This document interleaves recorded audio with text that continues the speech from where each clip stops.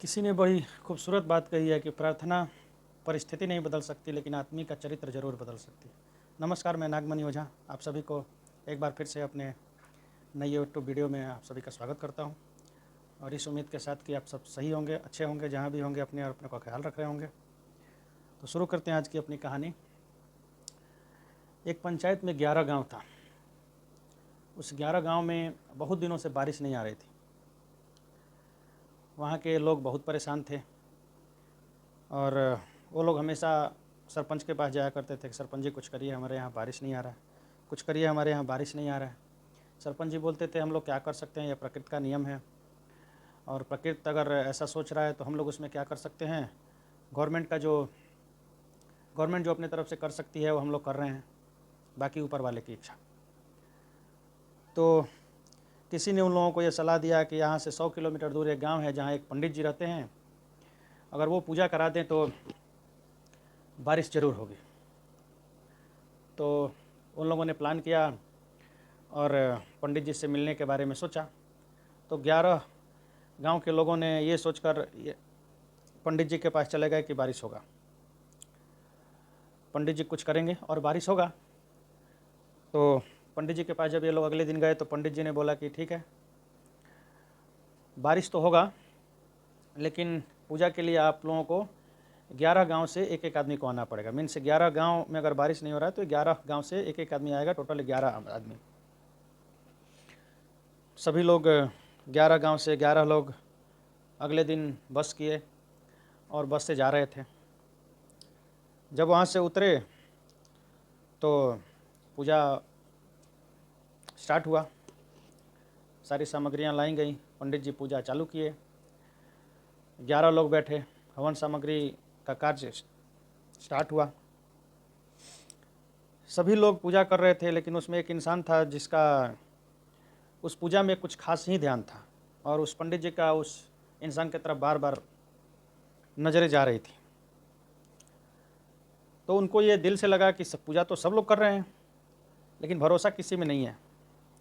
सभी लोग time pass करने के लिए बैठा है, भरोसा किसी में नहीं दिखता। एक ही इंसान ऐसा है जिसको ये भरोसा है कि बारिश होगी।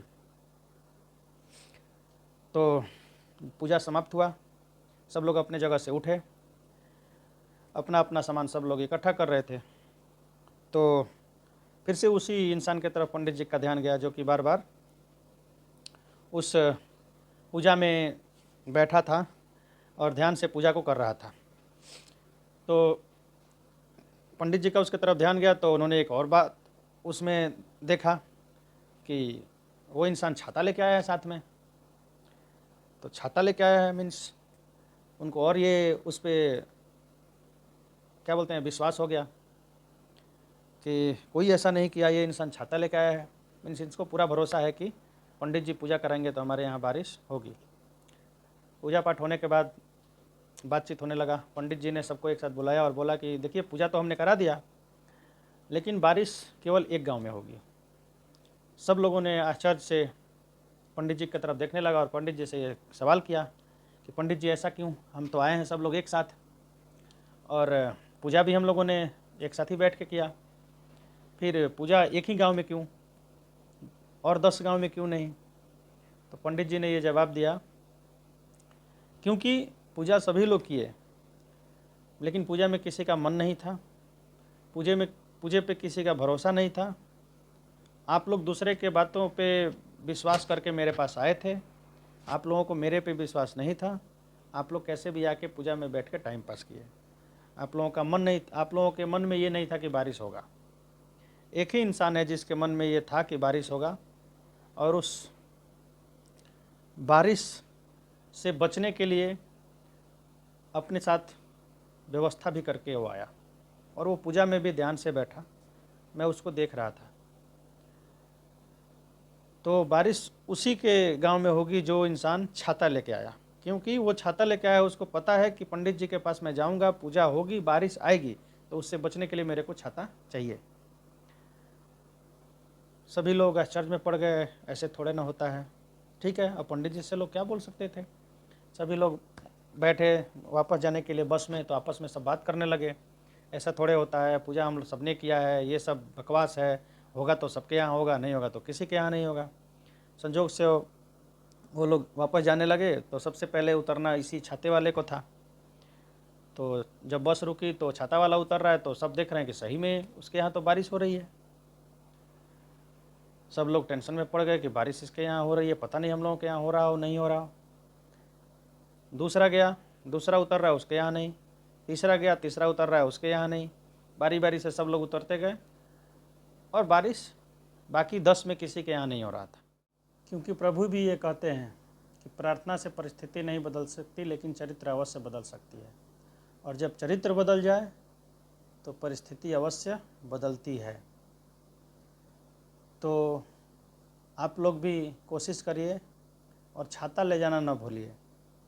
और अगर प्रार्थना कर रहे हैं तो प्रार्थना पूरे विश्वास से करिए, और इस विश्वास से करिए कि इस प्रार्थना में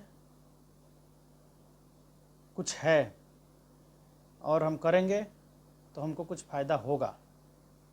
ऐसा नहीं कि प्रार्थना कर रहे हैं और ध्यान दूसरे जगह है। ऐसा नहीं कि बारिश आएगी और हम छाता नहीं रखेंगे। तो बारिश आएगी तो उससे बचने का उपाय तो करना पड़ेगा। तो अगर प्रार्थना कर रहे हैं तो उसमें ध्यान तो लगाना पड़ेगा।